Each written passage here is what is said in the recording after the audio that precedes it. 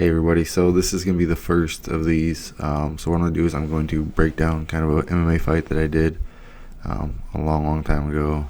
I think I was about 21 years old. It was in Minot, North Dakota. I'm not even sure of the promotion. It was against James Mead. Alright, so we're going to just jump right into that video. 155-pound matchup is scheduled for 3 5-minute rounds. Meeting the fighters and introducing first fighting of the red corner. This man is a freestyle fighter standing 5 feet 10 inches tall.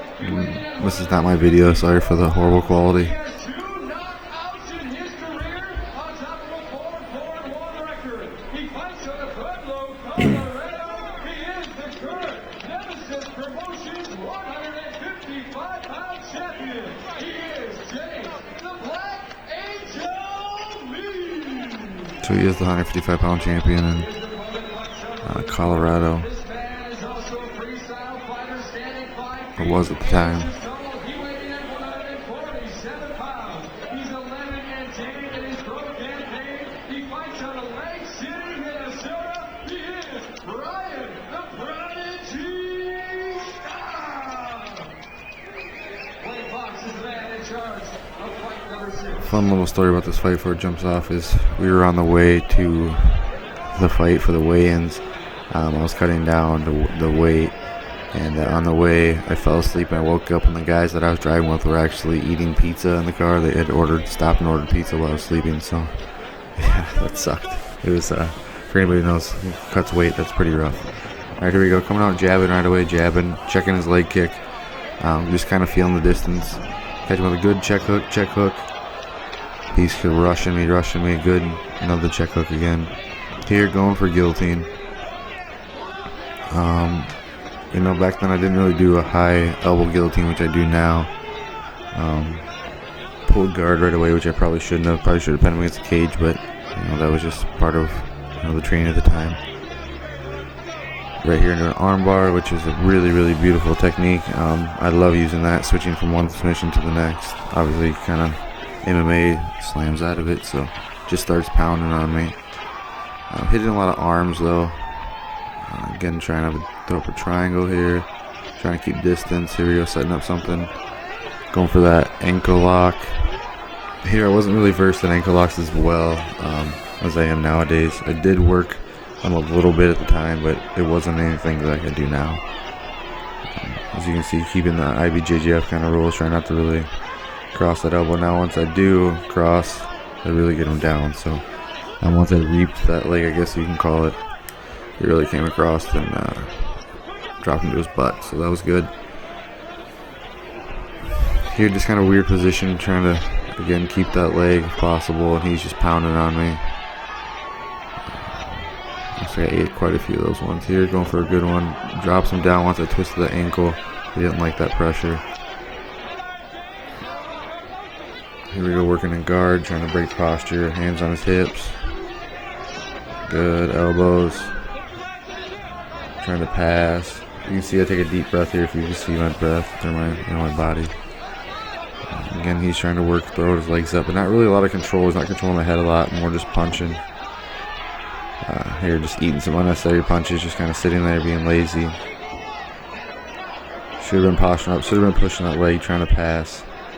At this time though, in MMA too, I was pretty comfortable just sitting in guard and trying to punch from that position. Here I do pass. Going for a Von Flue choke, but again, here I know I lean way too far, and it takes me right over.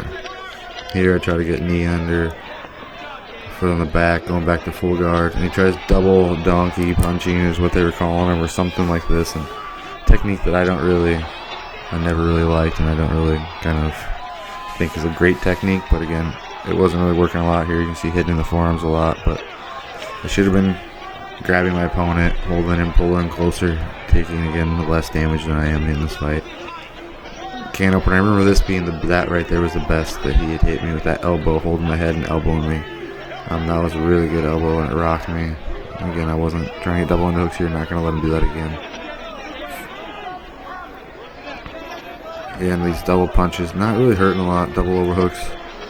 Trying to really just kind of catch my breath. There he goes, elbow, good elbow. Good elbow. See, he's breaking the arm away, but I catch him reaching back, go for a triangle, go to omoplata. He jumps over, try to come back. I get the double wrist, pull him back into guard. Stay safe, go for a Kimura. Can't really get it. He digs his arms in nice and deep. He might even have his hands together at this point, I'm not sure. Now he's coming up. Again, just trying to hold on. Trying to throw some punches from the bottom instead of, I would have preferred nowadays when I'm thinking about it, scooting away, but here's a deep arm bar. Legs crossed, I think, was the biggest mistake there. Here, trying to switch to that triangle choke, arm bar, triangle. Arm bar is one of my favorite techniques that I do. I will probably make a video of that someday, coming up soon, showing that technique. He's doing good not letting me. I'm kind of in this threatening position, trying to get my foot down. I lock it in pretty deep right here, but again, he's got me stacked against this cage, and it's really hard for me to get away, and you can see my legs starting to slip now. I'll let go here. Controlling the arm, double underhooks. Working a butterfly sweep, he stands up. Switch the hips, give that scissor motion, come up on top. And again, here I sit in the guard, start throwing punches right away. And that punch hurt him. I see his mouth guard go, and I just kind of let into it. There we go here. Yeah, so as you can see, he was hurt pretty bad.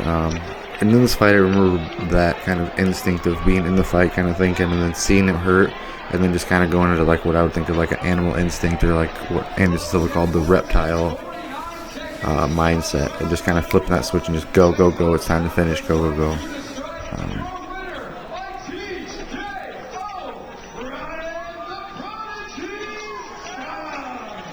That never gets old. Never, miss hearing that. But again, here we go, hug out, good. All right, there it is. So, to me, that was the really good fight in my career. Kind of exciting. Again, I did a lot of things, as you can tell, that I would have preferred nowadays not to do, which is take a lot more damage than I did. But I think overall I had a lot of good techniques. Hitting that scissor sweep from the double unders to get on top and finish that position, sitting on top, and him not closing his guard kind of was what really allowed me to get the leverage I needed to punch him and land those punches. And I remember, right, throwing my right hand, and then boom, left hand, his mouth guard came out, and again, that kind of switch hit, and I remember going for the animal instinct, and then it just kind of adrenaline rush crazy, and, it was a lot of fun. James was a really good guy, and I want to thank him, and anybody else that I have fought, or anybody that sees these fights, if you got in the ring with me and you trained or any of that stuff with me, and the MMA days or any of the jiu-jitsu, thank you guys, because that stuff changed my life, and I love those road trips. Again, I want to say my night was 6, 7, 8 hours away, something from however long it is from Lake City, but it was a long drive. It was a fun fight, though. We had a lot of fun afterward, crazy after party at the hotel lobby. People were hanging out, and a lot of fun fights and stories, and not fights, but fighters and stories from fighters about fights and just crazy stuff. So those times were really, really fun for me, and I really enjoy that. So it's cool to kind of come back and look at some of these fights. Again, some of the highlights in the fight, I think, are that scissor sweep was really good. The jabs coming out really well, were really good. I would have preferred if I was circled a little more and kept it on the feet. And when he shot in, I would have preferred, again, not to pull guard. I would have preferred to put him against the cage. But again, those are just kind of mistakes now that you see going back after the years and training a lot and going over and seeing mistakes of things you do when you're young. So, I really appreciate anybody who's watching these again. So, my page is Ryan Stock BJJ. So if you can like, share, comment, subscribe. I'm on Facebook.